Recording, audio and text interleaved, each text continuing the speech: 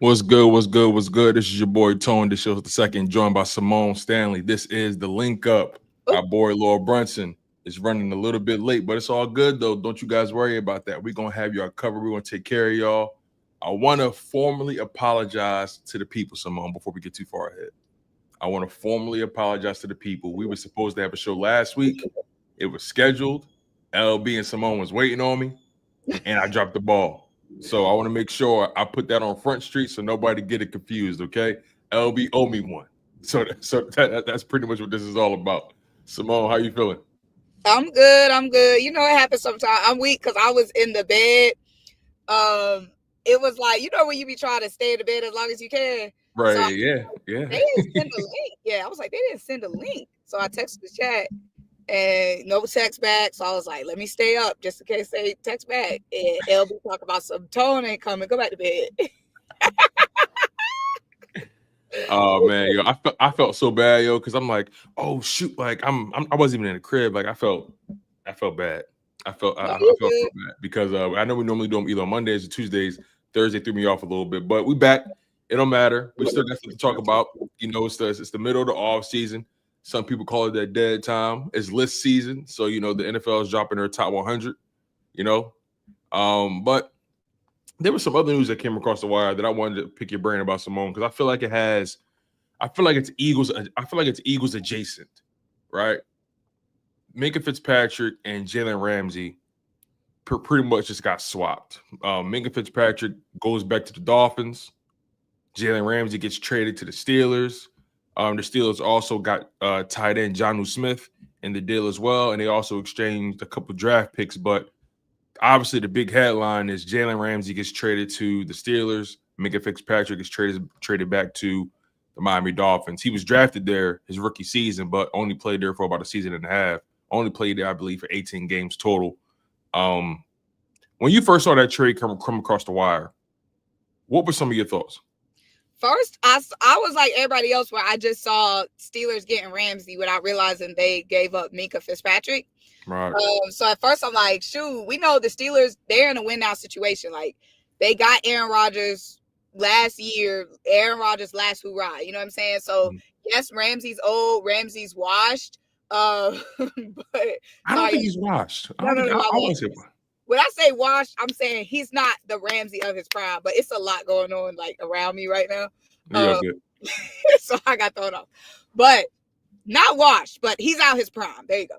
Okay. So Jalen Ramsey also wants to be in a situation where he can be in a situation where he's winning now. So honestly, the way I look at it, obviously losing Minkah Fitzpatrick is tough. You know what I'm saying?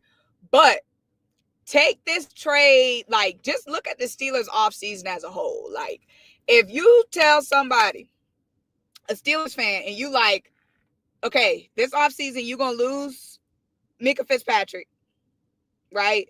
But you're going to have Darius Slay and you have Jalen Ramsey in your secondary. You would kind of be like, you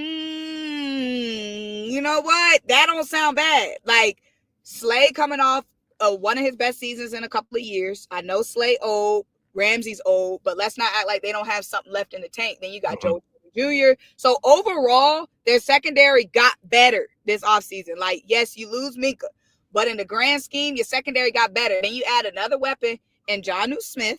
Obviously, Rodgers needs weapons. Jonnu Smith, very familiar with Arthur Smith, played with Arthur Smith in Atlanta, played with Arthur Smith in Tennessee. Now is back with Arthur Smith in the Steelers. So they got better overall through this trade. You know, I don't know if I can definitively say they got better, the Steelers that is, but I will say that if I'm them, they probably felt like they needed to shake some things up. You know, they've kind of been in this limbo stage for several seasons in a row. I mean, they make the playoffs just barely. They get smacked in the first round. You know, you always question if they deserve to be there. This past season was weird because they had a pretty good record to start, and then it kind of fell off a cliff on the back end of the season, and it carried over into the playoffs. But you know, the Steelers, Minkah Fitzpatrick, he's been dominant on that team, multiple time Pro Bowler, All Pro. Their defense has been good and consistent for the most part. Yet they still haven't been able to really get over that hump or make a deep playoff run. So I don't really blame them for shaking things up. They traded George Pickens to get DK Metcalf. They still got that young receiver I like. His name is Calvin Austin. He's I like him. Then you bring in Aaron Rodgers. I'm not the biggest Aaron Rodgers fan off the field. We know what his talent is, right? But he's older. He's not that same guy. I don't even think Aaron Rodgers is a top 10 quarterback right now. But he still had a serviceable season last year through all the turmoil with the New York Jets. So we'll see how things turn out with them, right? And then on the Miami side, Minka Fitzpatrick going back there. Miami, I'm a little confused about what they're going to be. I'm confused about what Miami is going to look like going forward. I mean, you traded Jonnu Smith. You traded Jalen Ramsey. I think they made another move as well. I can't remember. But who?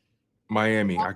Yeah, they just got somebody. I forgot who. They just made. You know what? They traded with the Giants. They traded for a retired Darren Waller. Him coming out of retirement. Yeah, I'm just trying to understand what their plan is over in the long term. But regardless, though, the reason I say this move or this trade is Eagles adjacent is because a lot of people were excited about the prospects of potentially trading for Jalen Ramsey or remember signing Jair Alexander, right? We all had a pretty healthy debate about that. Mm-hmm. And now Jalen Ramsey, his situation is squared away. Jair Alexander, his situation is squared away. So there's no real big name on the market right now, in my opinion, that Howie, Roseman, those guys are going to rush to jump and go get. So I just look at this situation as maybe not the end-all, be-all, but it is a link in the chain that connects us to Kelee Ringo being the starter come week 1. Yeah. I mean, the Eagles had options. Yeah. If we wanted to bring in more competition for Kelee Ringo, if we wanted to bring in more competition at that spot, we had a plethora of options via trade, via free agency. Jair Alexander only going for $6 million. Jalen Ramsey, what now? Obviously having that connection with Vic, whatnot.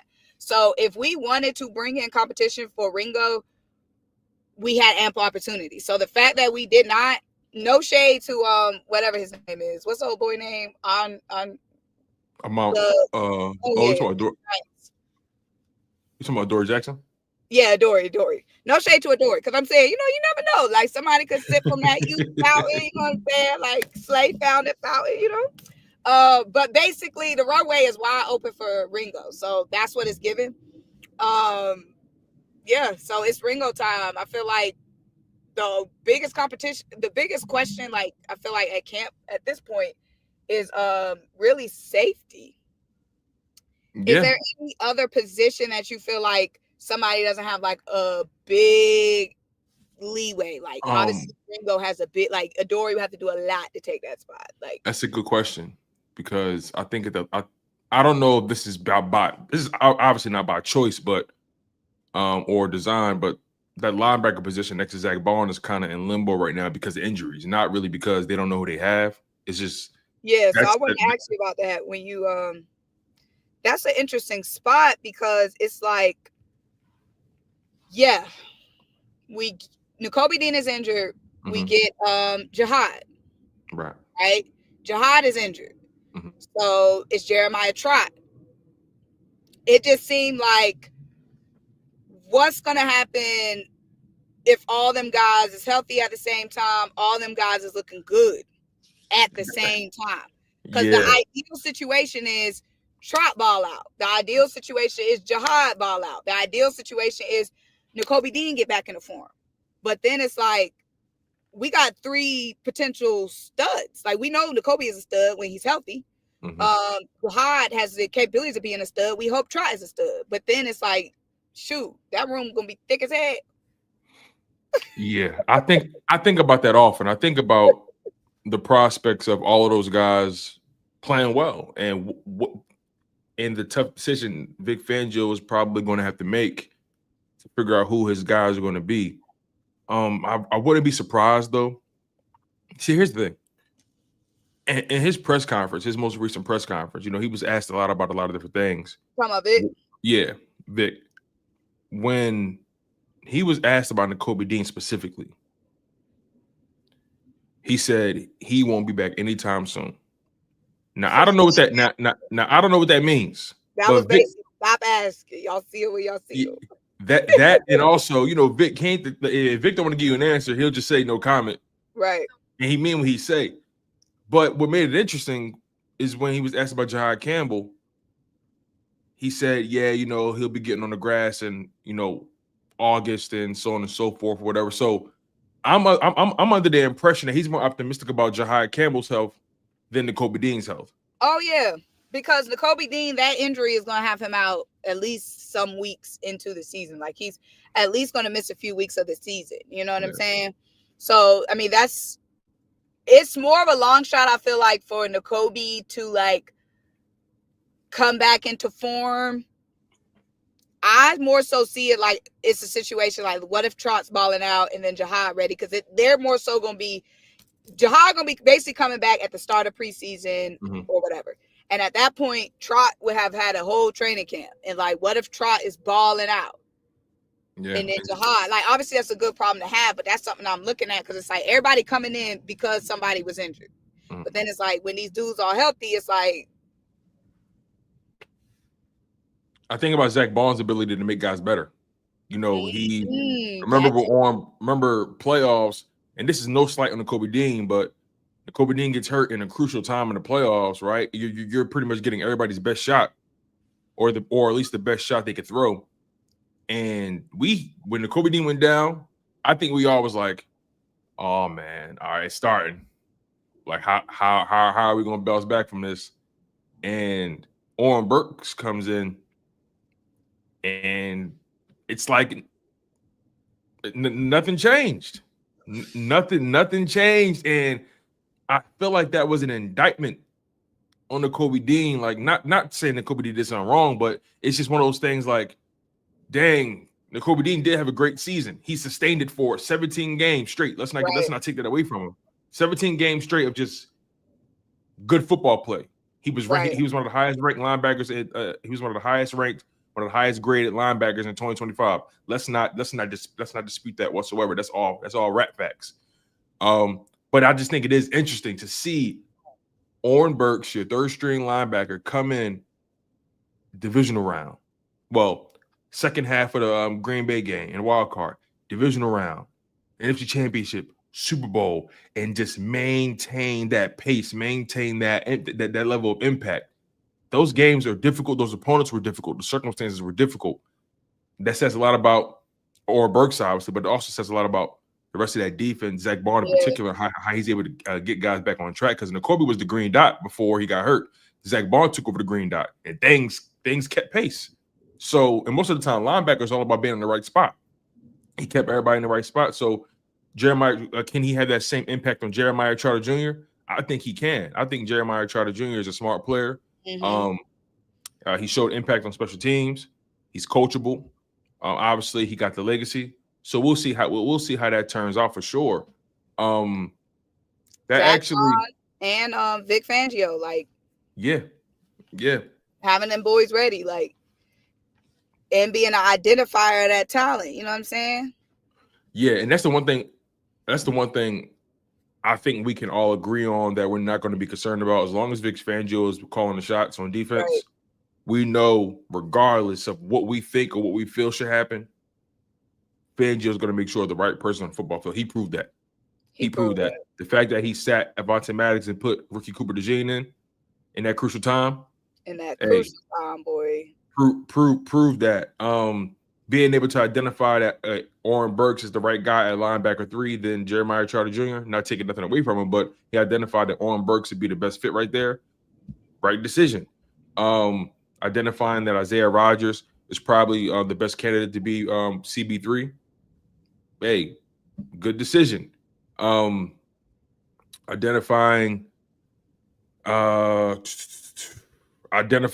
Jomo's ability and being able to bring something out of Jordan Davis. Like, he's, all those guys like Clint Hurt.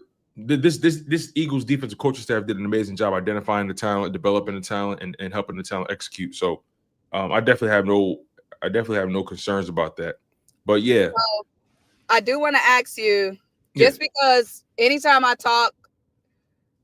do a video, you know, in the past talking about Jalen Ramsey or Jair Alexander, I would get a lot of comments of people saying they were concerned about our pass rushers, defensive ends, because we have a lot of off-ball linebackers, a lot of outside linebackers, but not necessarily a lot of defensive ends. Yeah. True defensive ends. Yeah.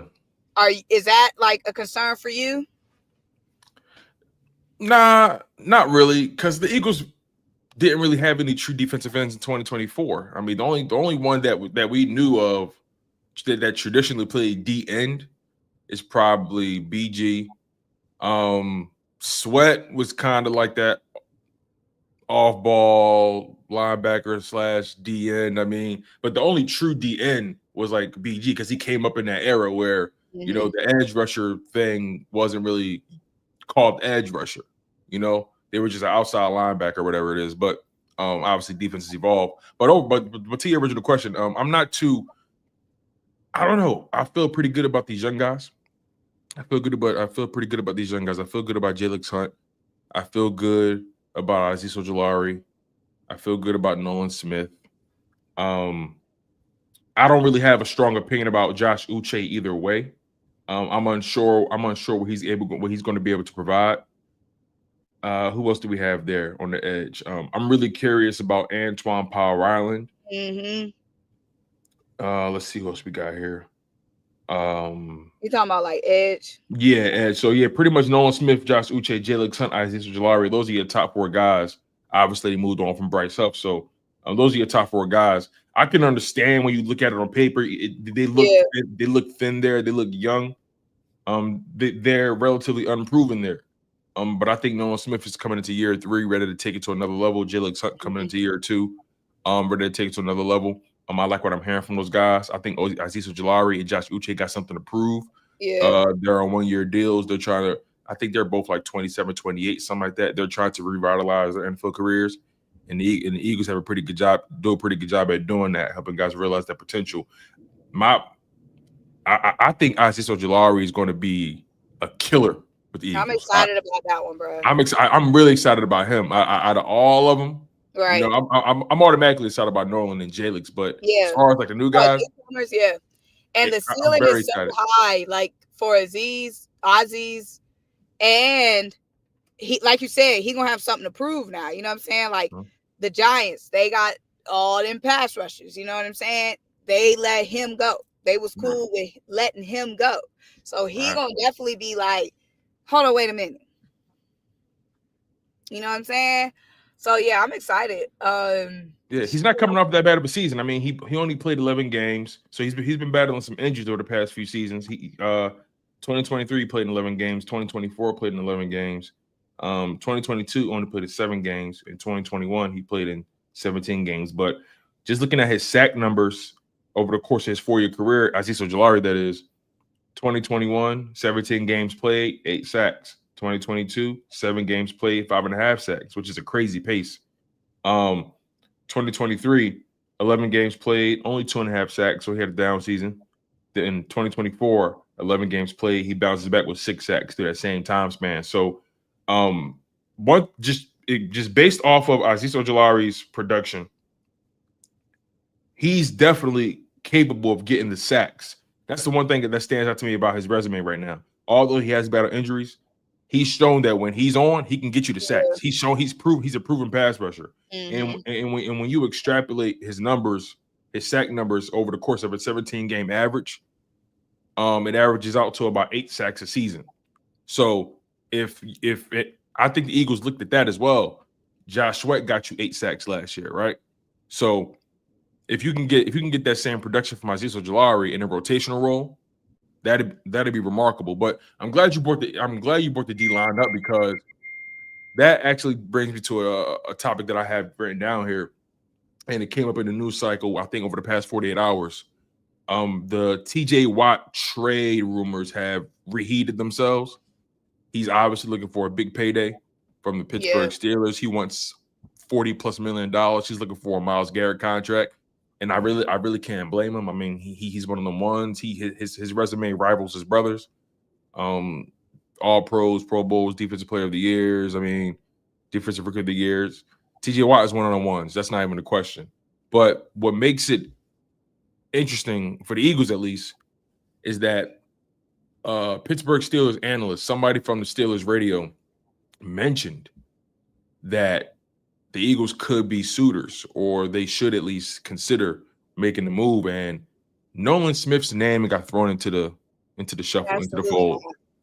And but before I give my opinion, I want to know what's your opinions on the TJ Watt trade rumors. What's your thoughts on the notion of the Philadelphia Eagles pursuing him and what it would take to get a guy like that? And what's your thoughts on Nolan Smith's name coming up?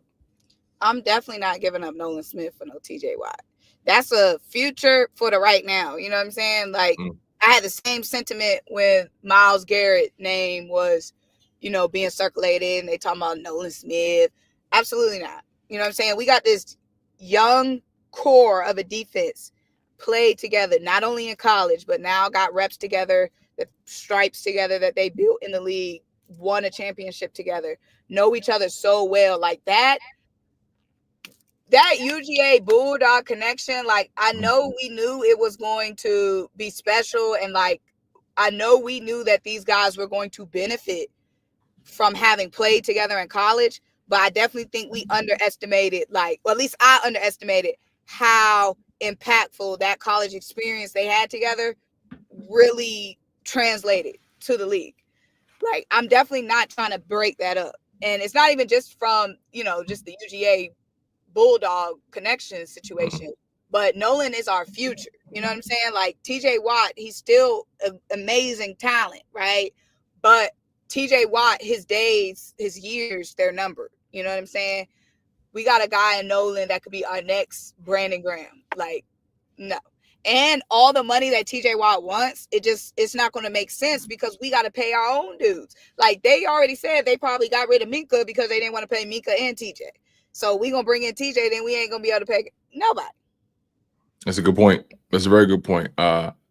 Minka, I think he was entering the second to last year of his contract. TJ Watt is entering the last year of his deal. TJ Watt currently makes $28 million. He's looking for 40 plus, so it's like a $13 million raise. Outside of just the talent perspective and the personnel, the football decision of it all, I just don't think financially it makes sense for the Eagles as well. Like you said, they got guys that's coming up to get paid. Guys that come to mind already: Jalen Carter, Quinyon Mitchell, Cooper Dejean. Like, you got three anchors on defense. You got your three horsemen on defense who are definitely going to be some of your highest paid guys. When you find guys like that at high value positions, D tackle, corner, when you find guys that can actually play and they're good and they're well rounded, they're good team guys, whatever it may be, you got to hold on to that. And from the Nolan side of things, Nolan, his value to me extends far beyond the football field. I think Nolan Smith has become the new heart of the Eagles, the new heart of that defense, in my opinion. I mean, I don't know. I mean, I'm not doubting anyone else's passion, but who plays with that kind of passion? Like, who carries himself with that same excitement, gladiator mentality, that excitement, that true love for the sport, true love for the game. Like, Nolan carries himself like a BG type. Right. And I think the Eagles identified that not only this year, but I think they also identified that when they drafted him. Mm-hmm. They identified his personality. The Eagles are in the people business. They will comb through your personality and comb through your history like nobody's business. That's why Big Dom is there, right? And he was that guy at Georgia. Yeah. Like, when he was at Georgia, like, he was that guy, like the heart, the soul of that Georgia team. Like, I remember when we drafted Nolan Smith and like doing the draft coverage, like, so many UGA fans were flooding, talking about, that's our guy, that's our heart, that's our soul. Like, we gonna follow Nolan Smith wherever he go. Obviously, we drafted Jalen Carter, we drafted Jordan Davis, we drafted Ringo, we drafted a bunch of guys. It's not a knock on them, but I'm saying I only saw that reaction from like the fan base from Nolan Smith. So like, he was that heart, that soul, that energy guy at UGA too. So like you said, when they're looking, that's something that they're looking for. And you need that. And you don't know who that guy is until you lose him sometimes. That's a fact. That's a fact. I mean, Nolan Smith, you clearly see his impact on Jalen Carter. You know what I'm saying? Like Nolan Smith and Kobe Dean are like their OGs. Like, you know what I'm saying? Like those two guys are like their North Stars. Like Jordan Davis is obviously the personality, the fun guy. Jalen Carter is the enforcer, like that friend that we all love. That we got to say, no, don't do it. He's that friend. He ain't worth it. He ain't worth it. He ain't worth. He a good time. But we got to make sure we keep him off that ledge. Right. Keelan Ringo is just the laid back one. That's like, hey, what we doing today? Right. You know what I mean? Like, and obviously, Aziz Ojulari fits into that. You said something, right? The link that holds them all together, that UGA connection, that championship DNA. I think I underestimated it as well, if I'm being honest with you. I think I haven't been putting enough value on that chemistry that they've built over the years at UGA and how they've been able to win multiple championships together and how that rubs up on you. And winning is a state of mind. Winning is a habit, right? It shows up in your practice habits. It shows up in your nutrition. It shows up in how you show up. You know what I mean? And I don't think it's an accident that the Philadelphia Eagles were able to win a Super Bowl with these Georgia boys on rookie deals. I don't think that's an accident how there's been a culture shift with these Georgia guys and just the SEC guys in general. I mean, that Eagles defense, that Eagles team is Georgia, Alabama guys. I mean, you got Hurts, you got Devontae, you got Landon Dickerson. SEC country for sure. You know what I'm saying? Like some of your best players come from winning situations. So things like that can only roll downhill. You can't help but to assimilate to that mindset. So yeah, I'm with you. I'm not in the mindset of trying to make any drastic trades right now. I think that's how certain teams kind of play themselves a little bit. I don't think the Eagles are in a position where they need to make a grandiose move like that. Now, let's just call it what it is, though. Is TJ Watt better than every edge rusher on the Eagles? Yes. Yeah. But he's 30 years old. He wants $40+ million. He's getting paid $28 million now. I just don't think financially it makes sense for the Eagles to make a move like that. It's just that simple. I don't think financially and like we said, future wise, you know what I mean? We got a good young group that's in the same age bracket, you know what I mean? That can be on the same timeline for a minute if we play our cards right. So to blow that up, you know what I'm saying? Nah, this defense is young right now. Yeah. We're in a good spot. Young and talented. We're in a great spot. Nolan, one of our guys are going to end up being the TJ Watt when they get 30 years old. They not TJ Watt now, but we are going to have a TJ Watt eventually on this team from one of these guys. So I think our TJ Watt is Jalen Carter. I feel like every defense has that home run hitter, right? That guy that just that number one guy. Yeah. And I don't think you need to be desperate and make a move like that. And let's be honest about this part too. The Eagles were the number one defense in the league last year, right? But when you start to look at the sum of their parts, the Eagles don't get the respect.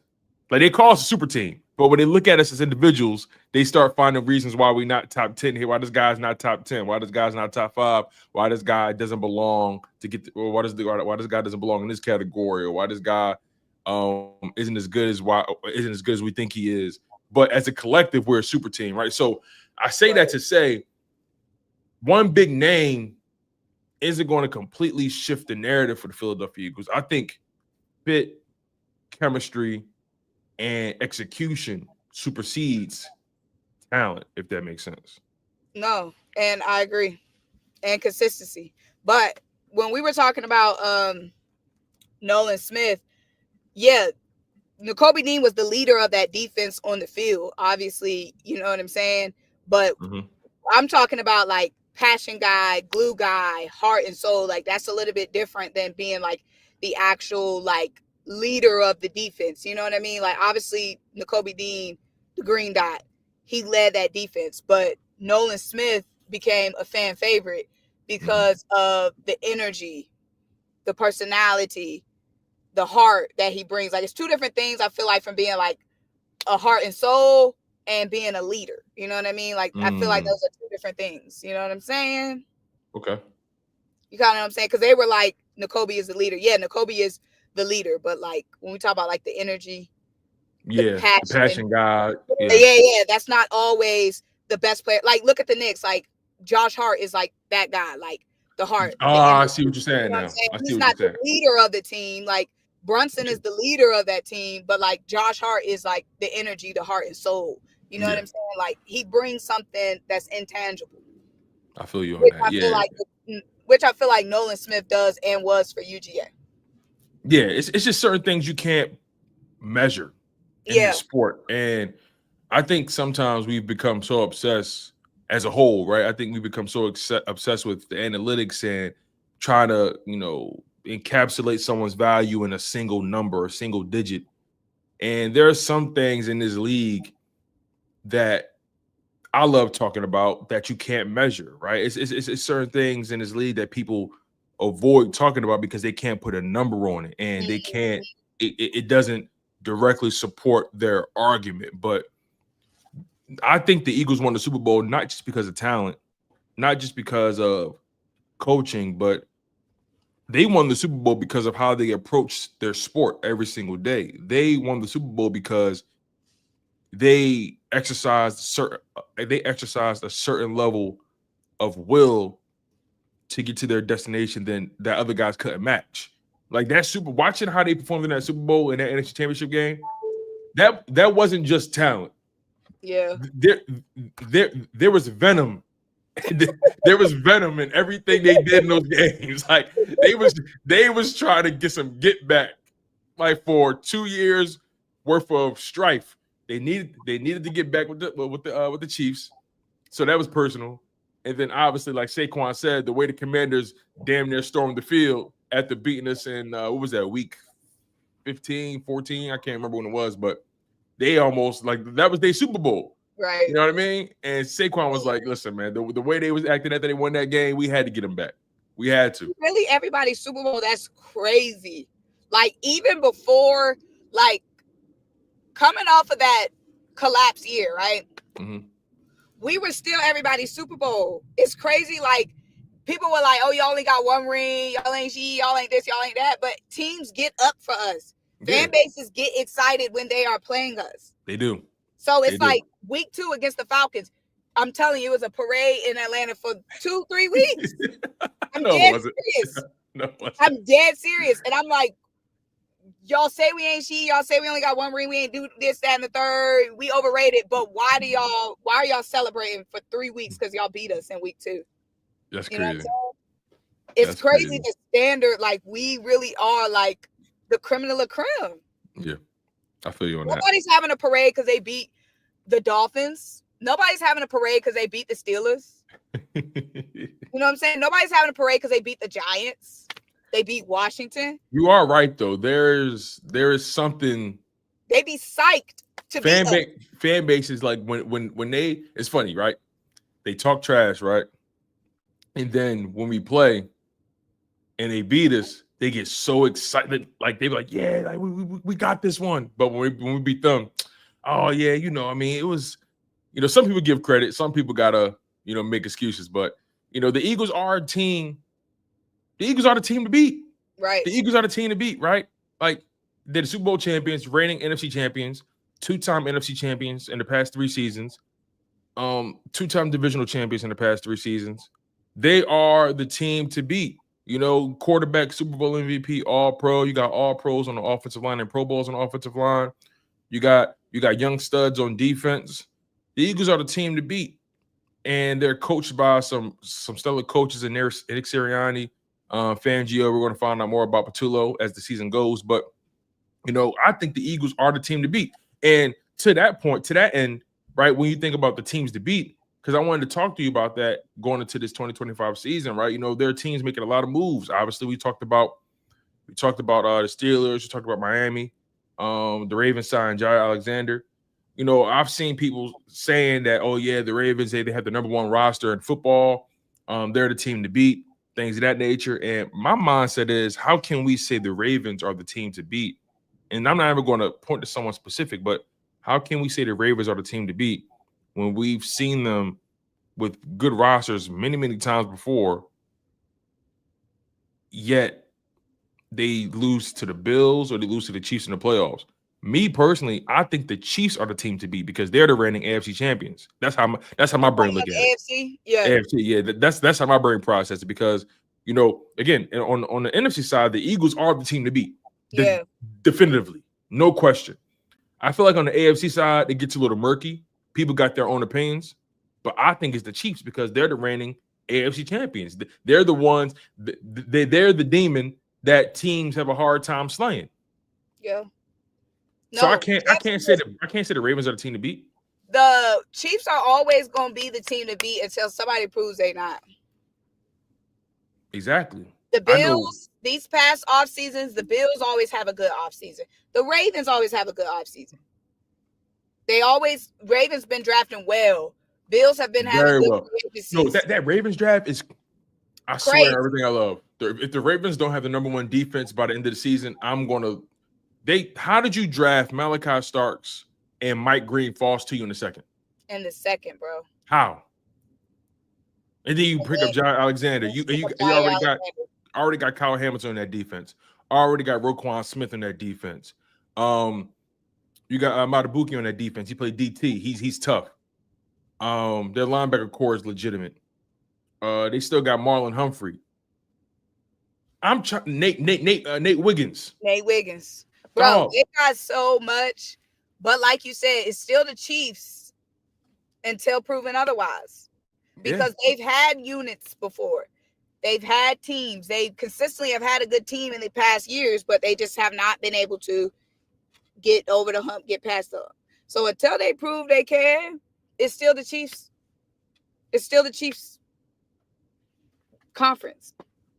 So who are your contenders, right? Because I've been meaning to make like a tier 1, tier 2 list of like who are my tier 1 contenders, like who are the teams that we definitively, without question, look at them as Super Bowl contenders, and like tier 2 would be like people who are like on the outside looking in. Maybe they could if they make one move. Maybe if they go on a run. Who are some of your tier 1 and tier 2 contenders? How many can I put in each one? As many as you want. I mean, it's no cap. I'm kind of doing this on the fly. So okay. First of all, I want to address a comment. Someone saying the Chiefs are contenders. As long as they got Patrick Mahomes,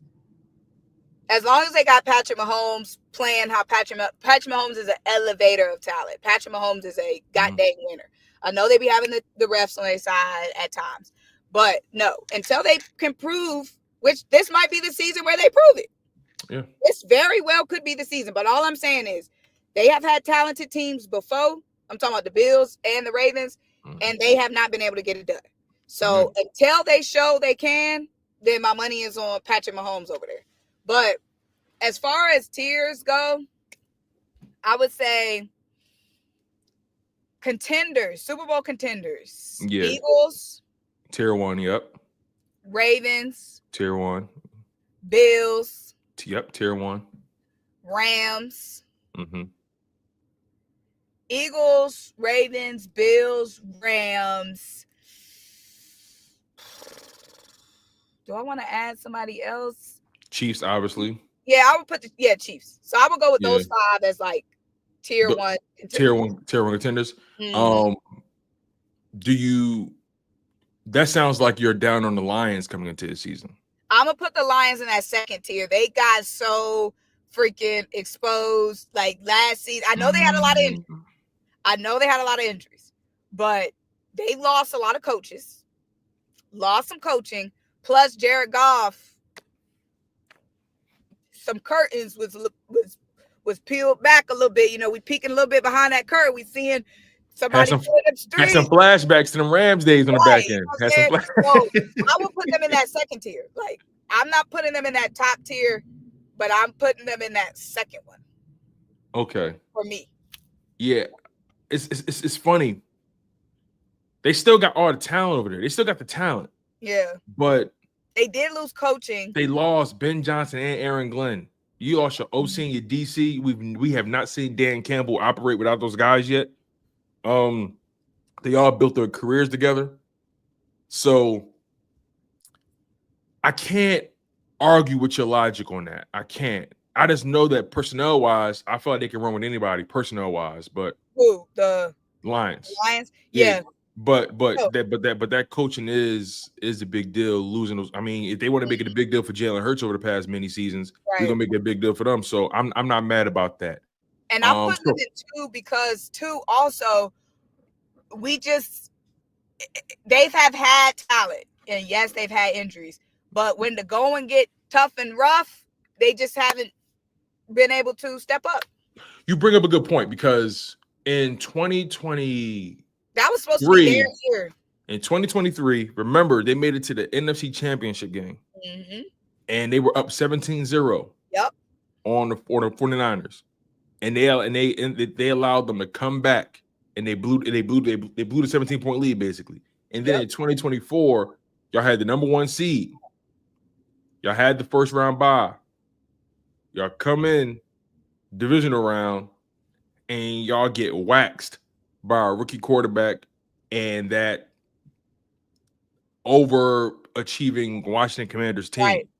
And selling. Jared Goff, what was happening? Yeah, and look, the crazy thing about it is, even through all his turnovers, they still put up a lot of points. They put up a lot of points, but he turned the ball over at such crucial times that Washington was able to leverage those into points every single time. Yep. So it put them in the hole, and I think they panicked a little bit on the back, and they got a little too cute. But to that end, I might put the Lions tier 2 as well. Just high tier 2. They're high tier 2. Like I mean, like tier 2.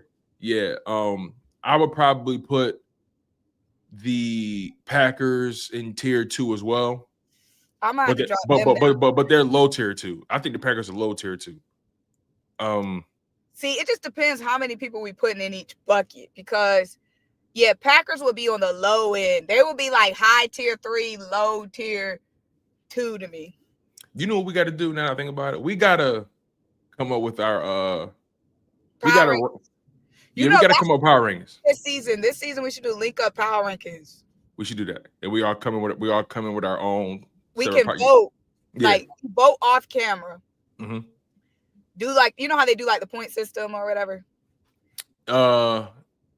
Yeah, wait, hold on. What you talking about? It's only 3 of us. So like if 2 of y'all vote somebody number 1, it's like weighted. You know what I mean? Got it. It won't be hard to do. Because obviously we're not gonna have the exact same, so it's kind of just gonna be off weight. Like right. But I think we should only do like the top 10 or top 15. Because it'll be too much trying to rank the bottom feeders. Yeah. We can do, because 14 teams make the playoffs every year. We could do top 15. Yeah, I like that. Top 15. Or matter of fact, you know what? I'm sorry. Let's do, because it's 32 teams in the league. Let's do top 16. Yeah. Top 16. Yeah, because the 14 teams make the playoffs. Those other 2 teams could be like on a bubble trying to get in for a wild card spot. So yeah, we could do top 16. Yeah, we should do that. I like that. Okay. Top 16. And that'd be some good debate. Yeah, yeah, that'd be fun. That'd be real fun. Because I got some opinions I got some opinions about, like, the Bengals are a team that fascinates me for one reason only. They got all that firepower on offense, but that defense is shot. I feel like it's the same Bengals. They have the same firepower they've been had. They just paid the dudes. Now, I know T. Higgins was hurt, but I'm saying, like, it's the same Bengals. Jamar, Joe, Higgins, Sidney Brown twin. Yeah, they got Gesicki at tight end. They got Chase Brown, the running back, the Sidney Brown's brother. But the defense sells. So yeah, they're gonna put up 35, but that defense is gonna be leaky as a faucet. Yeah. Well, I would put them like low tier 2, maybe high tier 3, just off the offensive firepower, but I'm not taking them serious. Yeah, I'm not taking the Bengals serious right now.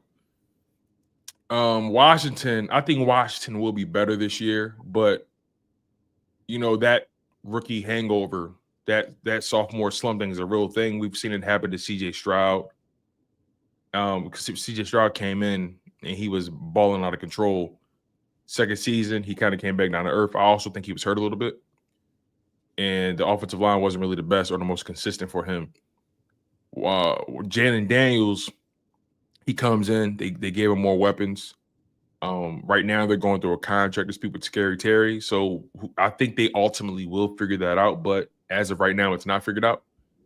But they did bring in Deebo Samuel. I saw some footage of him recently. He looked a little quick. He looked a little quick in and out of his breaks. But prior to that, he looks fat still. He looking a little chubby. But he got a lot of time to get back in shape though. I do think Washington will be a little bit better this year.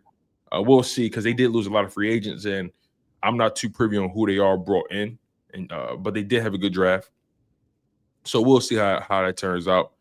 I think the Giants are going to be better this year. I think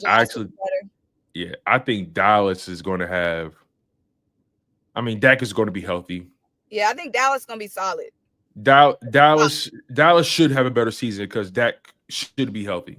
Yeah. Just off that. Now, I'm not saying they're in contention for the division because I don't think they are. But I do think they're going to be better. Yeah. Whatever that means. I think they'll be solid. They'll be like. Yeah. They'll be in contention for a wild card spot, if not get a wild card spot. I feel like. Yeah, for sure. Falcons gonna be better. Shoot. Falcons are interesting as well because their quarterback situation is funny to me. Obviously, Michael Pittman is going to be the starter going into the season. I think don't be surprised if Kyle Pitts gets moved. I think Kyle for the past 5 years. I think Kyle Pitts is going to get moved because I think he lives on the trade block. His address is 101 Trade Block Avenue. That man live. When I say they've been trying to trade him for the past 2.5 years. Yeah, it actually makes sense now though because when you think about how their offense produced last year, it was Drake London, it was Ray McLeod, it was Mooney, Bijan Robinson. I just think that Kyle Pitts doesn't fit how they execute anymore. You know what I'm saying? And he just can never get involved. Like he just He had like a crazy 8-game stretch where he didn't have more than 40 yards or like 50 yards. Something. It was crazy in the back. Like he had a rough second half of the season last year. Remember him coming out of college, bro? Like they acted like Kyle Pitts was going to be the next Gronk. Like they was talking like he was God. Pitts starting a dynasty, bro. Like they acted like, oh my gosh, if you get Kyle Pitts, you know what I'm saying? Your offense is set for the next 25 years. He was a top 5 pick. Yeah, he was number 4. And the thing is, crazy. The Falcons didn't have a quarterback, but drafted a tight end. Next season, Falcons didn't have a quarterback. Drafted London. Drafted Drake. Next season, didn't have a quarterback. Drafted Dejean. This year, they finally figuring out, get you a goddamn Georgia boy. You got the best farm producing NFL talent, defensive talent, what you need, literally 50 minutes away, pumping out the best talent. Why did it take so long for them to finally just get a Georgia boy? I don't know, man. The Atlanta Falcons, I felt like they're easy schedule though. They're gonna be solid. Yeah, I feel like they're talented on defense. Personally, I think they're talented on defense. They just got to figure it out offensively. They until Kirk Cousins fell apart. Remember that? Yeah, that was weird too, right? Like Kirk Cousins randomly just caught a flat. You know what I'm saying? But here's the thing: I knew it was doomed to fail when they drafted Michael Pittman. Like you gave Kirk all this money. You gave him over $100 million. You gave him so much bread, and then you draft the quarterback first round. Everybody was confused. So they just always making dumb decisions, bro. Because if you was gonna draft Michael Pittman, just draft him and then make him just draft him, bro, or get a cheap vet. Get a cheap vet. Get a cheap vet. Get a Geno or a Geno-esque or a Jameis Winston-esque guy for cheap to be your bridge quarterback. You don't pay. Penix. I'm saying Pittman. I'm sorry. It's Michael Penix. My bad, y'all. You don't give your bridge quarterback $100 million guaranteed. Who gives their bridge quarterback $100 million guarantee. Who does that? Yo. Who does that? I would never understand. When I saw the deal, before Michael Penix was even in the conversation, I'm like, you gave 36-year-old Kirk Cousins 4 years, $180 million, $100 million guaranteed. What? Coming off of an Achilles? Huh? And then now they can't get him off the roster. It's a hot mess with him. And guess what? He's just chilling. No. Because Kirk, he should be. If I was Kirk, I'm chilling. I'm on ice. Kirk has the kind of attitude where he's kind of like, still feels like he's competitive. Yeah, he still feels like he should be playing. He got done wrong. All that. He should be chilling. If I was Kirk, I'd be big chilling. Been big chilling. They said Kirk Cousins got the most money ever out of any quarterback, like just combined.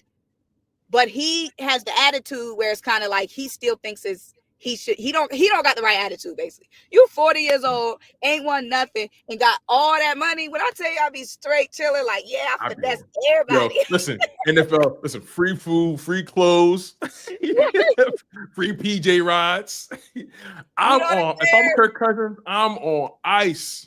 I'm on ice, bro. Like, you telling me I got all this money, didn't have to win nothing. You know what I'm saying? Right. I can sit back, relax, ice up, spend this bread. Yo. But no, he kind of making it hard for them. And I'll tell you this right now. I would be grateful. I'd be thankful.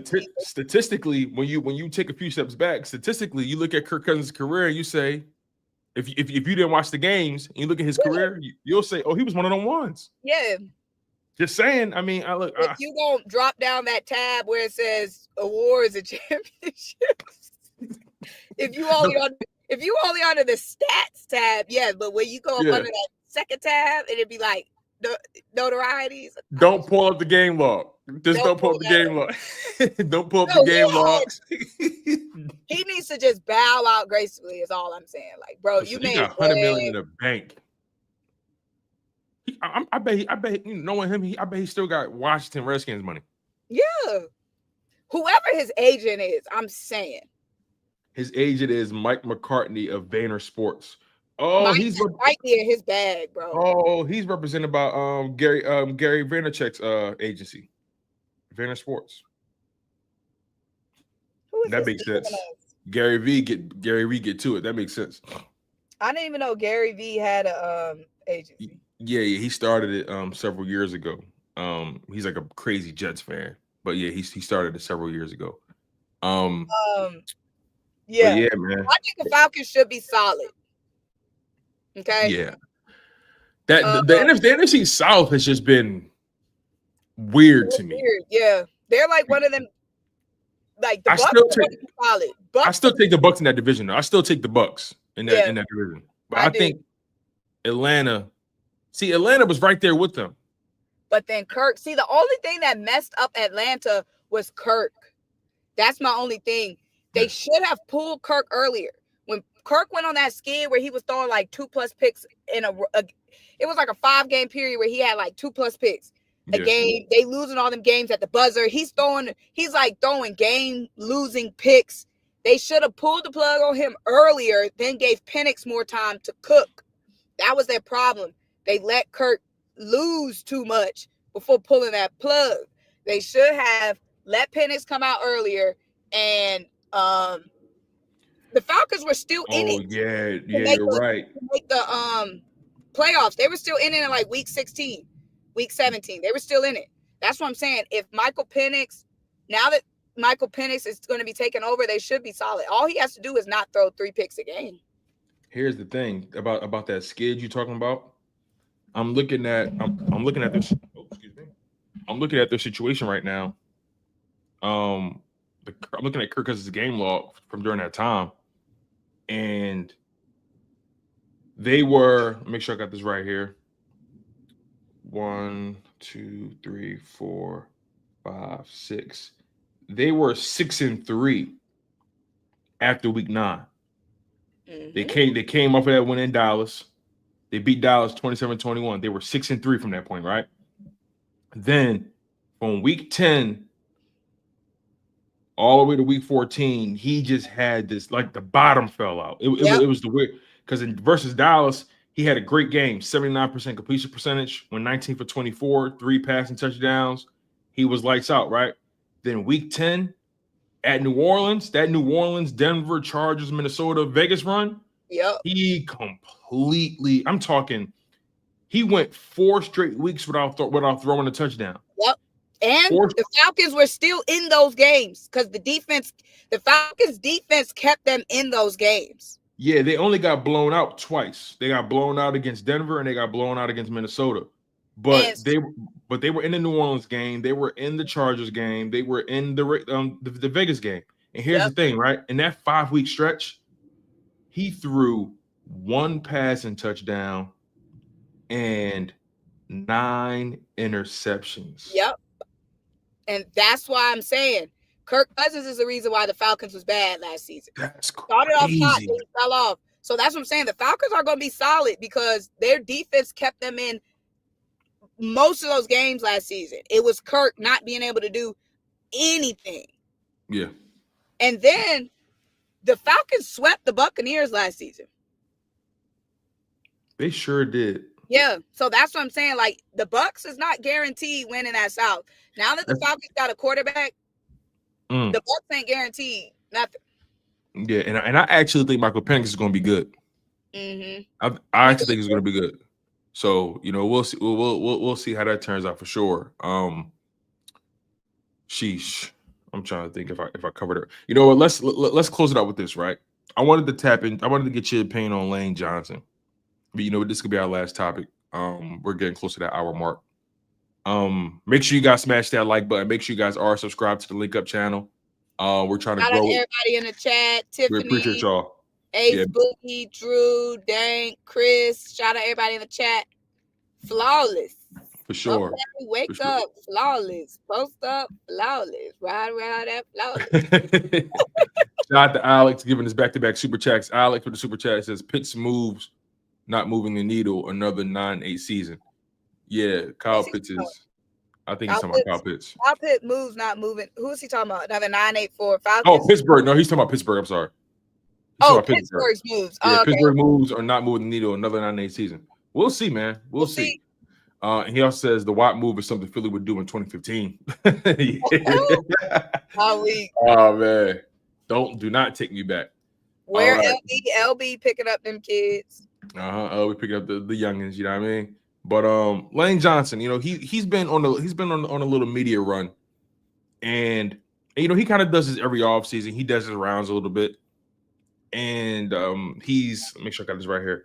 Lane Johnson, as far as age goes. Lane Johnson, I believe, is 34, 35. Make sure I got this right.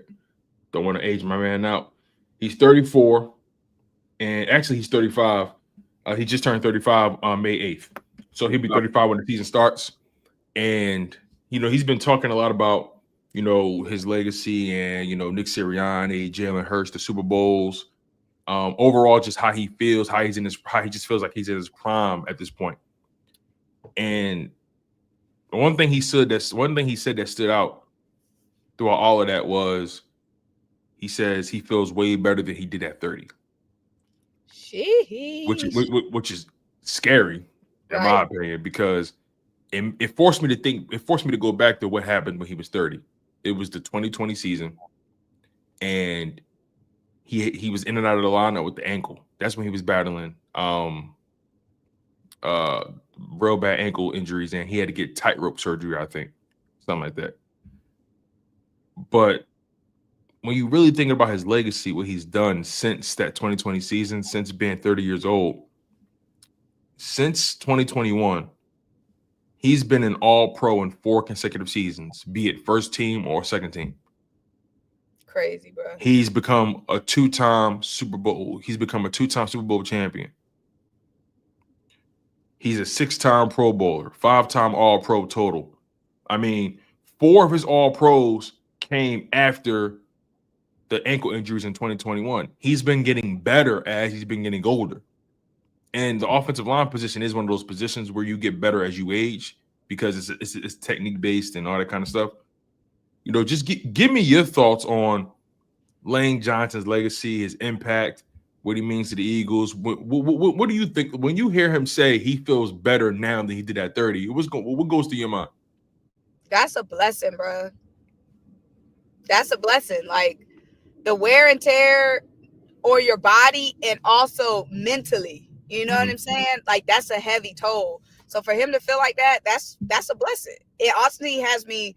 We are so blessed to have Lane Johnson still on this team next season. You know what I'm saying? With like, you know, the guys from that first Super Bowl retiring. You know what I mean? Jason Kelce gone. Then we losing Brandon Graham. Like having Lane Johnson still on this roster this season, it just means so much. Like Lane is a GOAT, bro. Like Lane is like the definition of just a true professional. Like if you just think about his career, it's just nothing but leadership, dominance, going to work, like just such a great teammate. Bruh, Lane, the way he is so freaking ripped up at that age, I'm saying like it's crazy, bro. You talking about he's 35 years old, the way he is definitely like one of them guys. You know, when you hear about them guys, it's like, oh, I never drank alcohol. You know, like they're so strict on their diet. Like guys like LeBron James, like the way his longevity comes from discipline. You know what I'm saying? Like it's grace and mercy from the Lord, but it's also tons of work that they put in, like to their diet, their workout regimen, their meal plans. Like that's Lane. Lane is just like a student of this game type sheet. And just to have him still on this team, still giving those lessons, that leadership that he's going to provide on his offensive line to this offense, to these young guys. Like, shoot. Lane is one of them guys we don't talk about a lot. Like, we talk about Jason Kelce, you know what I'm saying? We talk about offensive line. We talk, like, before Kelce, we talk about Jason Peters, you know what I'm saying? But Lane, like, he deserves his flowers. That's a GOAT right there. Like, that's a GOAT. Yeah, and, you know, like, it's funny. I think about it. What's up, AJ? I think has Jalen played the most games with Lane out of any Eagles quarterback? See, you be asking these so specific stat questions. You know I don't know. No, because like I'm thinking about it because I'm looking at his I'm looking at Lane Johnson's like career, right? You know, he got drafted in 2013. I think that was Chip Kelly's first year. So he got drafted in 2013. So he played with. So let's think about who he played with, right? He played with Vic. He came into the league playing with Vic and Nick Foles. Lane. Oh, Lane got drafted in 2013, sis. I know, but I'm saying when it really hits you, like how many guys he played with. Yeah, he played with Vic and Foles when he first came in. I think he played with Sam Bradford, right? He played with Carson Wentz, then Nick Foles again, down Jalen Hurts. And Carson missed games. You know what I mean? Carson had an injury history. So, like, I feel like Jalen has been the most consistent quarterback he's played with. Probably. Pound for pound. Game for game. Not necessarily over a season, but game for game. With injuries. Yeah, and interestingly enough, Jalen Hurts, when you inherit a guy like Lane Johnson, right? When you inherit guys like Jason Kelce, that does spectacular things for your career, man. I mean, if I know people like to say, "Oh, Jalen Hurts, you know, he has a tremendous roster, all that kind of stuff." He did play with Mark Sanchez. Y'all right? He did play with Mark Sanchez. But like, my thing is, teams need to do a better job at creating environments for their young quarterbacks, right? And Lane Johnson is somebody that can help any young quarterback along. Lane Johnson is somebody who's just a consummate professional, take care of his body. My man didn't give up what was that crazy stretch where he didn't give up a sack in like 3 years or something like that? Like I think they said it was like 3 sacks in 3 years that he's given up. It's crazy. Somebody so dropped it in the chat. Where is it? Somebody dropped it in the chat a little minute ago. Okay. Here it is. It says Lane Johnson gave up 3 sacks like his whole career.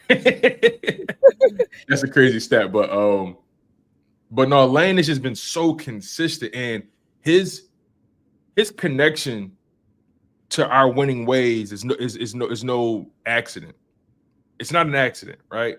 So, yeah, just shout out to Lane Johnson, man. Again, 6-time Pro Bowler, 5-time All-Pro. I believe he has 3 second teams, 2 first team All Pros, 2-time Super Bowl champion. Is he? I know obviously Kelsey has like mainly all his All Pros are like first team All Pros, and I know Jason Kelsey is the guy that people love to mention, but I think pound for pound, I think Lane Johnson may be the greatest Eagle of all time. One of like it's hard. It's a hard debate. That's why I'm like Lane deserves love because we talk so much about Jason Kelsey, which he deserves that respect. But it's sometimes like, dang, we should have been talking about Lane a lot more. You know what I mean? And obviously Jason has a personality. Jason's more out there. Like somebody was just saying they're glad Lane is doing more media interviews, so we can get a little bit more of his personality. So that goes into it too. But you just had me thinking, man, we should have been giving Lane more flowers, bro. Yo, he's like if you really think about it, he's been so dominant. Like Kelsey, but Lane has been so dominant, so consistent, such a professional. When you think about the position he plays, just pound for pound, like he won 2 Super Bowls to Jason Kelsey's 1. You know what I mean? Like, let me just look up something real quick because Jason Kelsey, again, like, and also here's another thing too that means a lot to me. Jason Kelsey, he was a 6th round pick, right? So he kind of grew to becoming that person. Lane Johnson was drafted in the 1st round. He was expected to be the guy, and he ended up being the guy. Yeah. You know what I'm saying? So I think I always have an appreciation for guys who have the expectations around their name and they come in and they live up to that or exceed it. You know what I'm saying? That's why I got a soft spot for Matthew Stafford. Because even though Matthew Stafford played for Detroit and they weren't consistent, they won games, they lost games, a lot of 9 and 8 seasons and so on and so forth. Matthew Stafford got traded to the Rams in his first season, won a Super Bowl. That which made me feel like all he needed was a good situation to be in. First time he's in a new situation, he won a Super Bowl. That's so crazy to me. And Matthew Stafford was the man from the beginning. He'd been the man since high school. Every level, he was the man. First overall pick. So like I have a strong respect for guys who live up to the expectation. Lane Johnson, I'm looking at his career, and he's a guy drafted in the 1st round, top 5 pick, 4th overall, by the way. Top 5 pick. Jason Kelsey, I'm looking at it right here, 7-time Pro Bowl, 6-time first team All Pro. See, the thing is, Jason Kelsey, all his All Pros are first team. He doesn't have any second team All Pros. But 7-time Pro Bowl, 6-time first team All Pro, 1-time Super Bowl champion. To Lane Johnson, 6 Pro Bowls, 5 All Pros, 3 second team, 2 first team, and 2 Super Bowl rings. It's those resumes rival each other. Yeah, they're very close, and I may lean towards Lane as far as being the greatest Eagle. He got the rings, got the All Pros, got the Pro Bowls, has the consistency, the longevity. So you're saying, like, in comparison to. But I lost you. Say it again. So you're saying, when you're saying he, like, because we all agree he's on the Rushmore, are you saying somebody got to come down? Well, who's up there, right? So obviously Jason Kelsey's up there. No, so what I'm saying is, are you, because I was on my phone for a second. Okay. Are you saying in comparison to somebody else, or are you just giving Lane his flowers? So I'm giving Lane his flowers, but I'm also taking it a step further, saying, is he the greatest Eagle of all time? Oh, okay. See, that's what I missed. That's what I missed. Yeah. Shoot. It's a conversation, right? It's a conversation. He has the rings, got the All Pros, got the Pro Bowls, got the longevity. I would say he's probably the best lineman. He's definitely the best lineman. And when you couple that, like you're saying, with the longevity too. Now, everyone can't have longevity. You know what I'm saying? Everyone isn't blessed, with certain things. There's some predetermined things that some people can have longevity, but also longevity, your diet, your discipline, and all that does factor into longevity. It's not the end all be all. You do have to be blessed in some aspects, obviously, but we have to give Lane some credit too when we talk about the physical shape that he's able to stay in at that age. Like that's a big credit to his discipline, his leadership. You know what I'm saying? The mental ability to play this long too. Like I said, we talk about the physical toll. It's a lot mentally too. I would say he's definitely the greatest lineman. It's hard because of the position he plays, and we favor these other positions, which isn't fair. We have biases to other positions. Right. But no, it's an argument that can be made that he could be the best Eagle all time. Yo, it's funny. In Philly, offensive linemen are like superstars.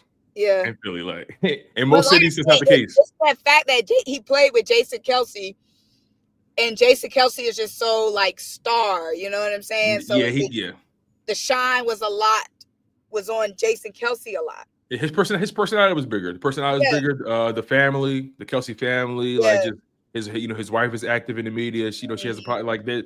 Like they're just a much more hot. He really leaned into his celebrity, which is fine. You know what I'm saying? Like, but man, it's an argument. It's definitely an argument about him being one of the greatest because he just has everything surrounding it. It's an argument for Kelce. It's an argument for Brian Dawkins because he not only does he have the legacy and the stats and the production, but he's a Pro Football Hall of Famer. You got to think Reggie White, but even though we didn't win with Reggie, but Reggie was so dominant. If you really want to go old school, like Chuck Bednarik, obviously. But again, in Chuck Bednarik, he won championships with the Eagles. That's before the Super Bowl era. When you add in that hardware, like 2-time Super Bowl champ. Yeah, and we saw it. You know what I'm saying? So we'll see, man. It's an interesting conversation, but Lane Johnson. It's definitely an argument for it. Oh, you know what? I got a better question, and then we can close out here. Jason Kelce, Lane Johnson, are they first ballot Hall of Famers? Yeah. Lane, I think so too. Yeah. I think so Lane too. better be, bro. Lane I think Lane's Super Bowl cemented that, and also when you really think about, because I overlooked this. When the past 4 seasons since 2021, since Jalen Hurts became a starter, Lane Johnson has been an All-Pro in 4 consecutive seasons. He has 3 over the past 4 seasons. He has 3 second-team All-Pros and 1 first-team All-Pro. And I think second-team All-Pros deserve more respect. For some reason, they don't discuss in the way first-team All-Pros get discussed. But I think second-team All-Pros should be discussed because, to be top 2, top 3 in your position for us the entire season is ridiculous. Yeah. So,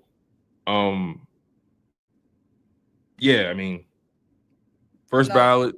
I think both of them are first ballot. Jason Kelce first ballot for sure. Lane Johnson got to be first ballot. The Pro Bowls, All Pros, the Super Bowl ring. I think the Super Bowl ring pushed him over the top. Yeah, definitely 2-time Super Bowl champ, man. 2 different quarterbacks, 2 different offensive line groups, 2 different head coaches, systems. You know what I mean? The only constant is Jason Kelce and Jeff Stoutland. for real. So, but this past season, no Kelce. Yeah. Antonio Holmes says that PED might hurt Lane the first ballot. What year was that? That was a long time ago. What year was that? I remember. Was that year? I'm trying to remember. Like he beat that. I think that was 2016. That was a long time ago. That was before he even. Yeah, that was 2016, right? That's what I'm thinking. Because that's the only. I'm looking on his resume. 2016 is one of the only seasons where he didn't play double-digit games. 2020 was the ankle injuries, obviously. It had to be 2016. But he got hit twice. Listen, I'm talking about how ripped he is. They got to bring up the PEDs. Hold on, let me see. Here, let me see. Let me see if I can find it. Hold on. Okay. So it was 2016. So it was in 2014. 2014, he received a 4-game suspension for his first violation. In 2014, that was his second season. And then in 2016, as a second-time offender, he was suspended for 10 games. And that was upheld after his appeal. So in 2014, he missed 4 games. And in 2016, he missed 10 games for PEDs. He was a young guy trying to figure it out. Right. He was trying to figure it out. But here's the thing, though. Go ahead. Symone, you got me? Yeah. Okay. Here's the thing, though. I think a lot of people don't know this. Lane Johnson spoke openly about this. He's naturally a slimmer guy because he wasn't I think he was a quarterback when he was young, growing up. He became an O-line in college, I think. So he mentioned how it takes real effort for him to keep the weight on at that position. If he doesn't like eat and work out consistently, he can lose the weight and he'll lose his dominance. Like he really can't take days off. He will he'll slim down. Some guys they get overweight, right? When they stop. Lane shrinks. So maybe he had to realize his regimen in 2014, 2016 before he got right. You know what I mean? So seeing all that stuff he got to eat, like all them steaks, all that food is gross. It is. No, I ain't gonna lie. Sometimes, like people that work out a lot and they eat a lot, it do seem like, oh my God. Like I understand why you have to, but it's like, because even like I'm trying to bulk up, you know what I'm saying? Mm-hmm. You know what I'm saying? I want to see my gains. So I'm like, I gotta eat more protein. And when I would have like 2 turkey patties instead of 1, I feel like an animal. Oh, like bro.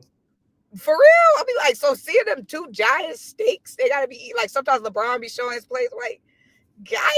No, you know who be going crazy? The Rock. You ever follow The Rock on Instagram? Mm-mm.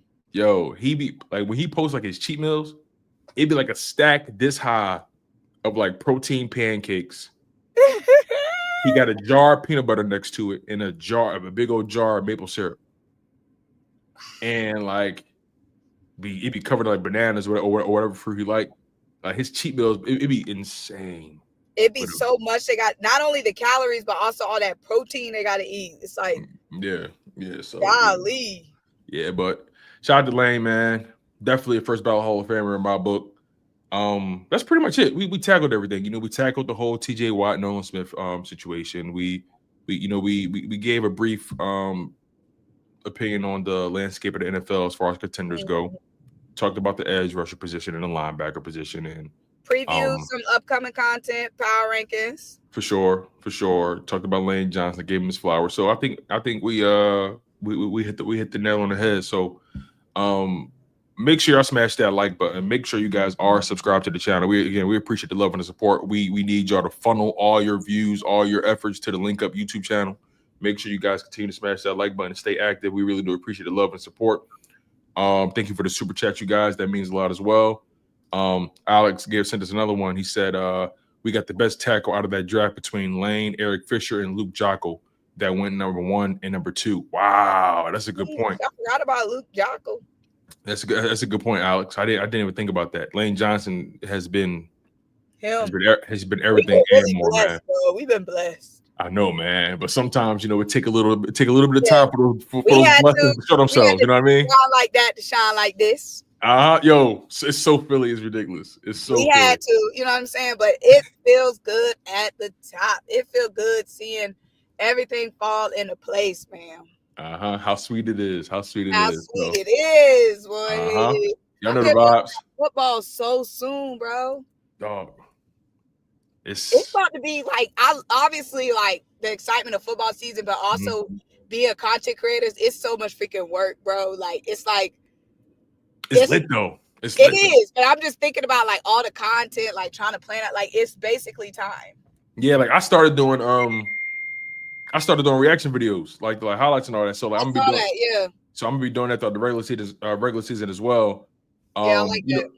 Just using them to generate engagement and funnel people to the channel and stuff like that. Like because you can't make money off those videos, but those are good videos. I like those. Yeah, I've been having a hard time doing videos, sitting down doing videos. They already know. I put out You got a lot going on, yo. Let's just call it what it is. I'll be putting out a video like once a week.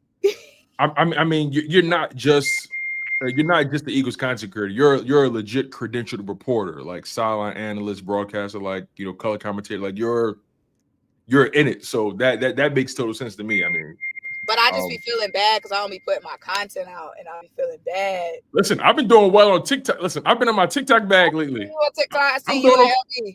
I'm growing on there. I'm doing all right. I just passed 1,000 followers the other day. I feel good about myself. Yes, and I ain't been on there long. Listen, I ain't been on there for longer than maybe 2 months. That's what I'm saying. Like, as long as you post your stuff, like TikTok is really quick to grow. It's really fast to grow on TikTok. For sure, man. Like in my the Chalk It Up Instagram page growing pretty quick. So no, yeah, like we having a good time, y'all. And it's only gonna get better when the season starts. So we appreciate y'all, man. That's pretty much it for us. Symone, any final words before we go?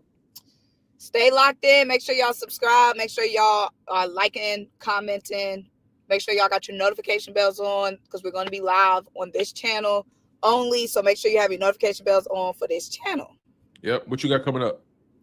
Shoot, every goddamn thing. For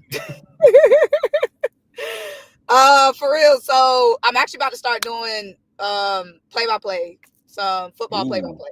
There we go. High school, college. Yeah, so I'm gonna be doing some Morehouse, some SWAC games, some high school games. So this will be my first season doing football play-by-play. So obviously, long-term goal is to take it to top. But so I'm excited. So I'm gonna be posting some of that, but really trying to lock in there. That's why I love it. So again, man, let's send well wishes to Symone. And then MLB All-Star Week is in Atlanta. So I'm gonna be giving y'all content from MLB All-Star Week. I know it's barely any baseball people that follow me, but stay tuned for that. No, you be doing your thing, especially on the HBCU scene with baseball. Like that's kind of how I found you or noticed like your content. I saw you doing a lot of baseball stuff. Yeah. That's tough. That's tough. But that's our show, you guys. Make sure you smash that like button. Again, more content on the way. Content's gonna be dropping all week. Y'all know me, man. I'm always either live. I'm always dropping something. So make sure y'all smash that like button. Make sure you guys are subscribed to the channel, the Linc Up channel.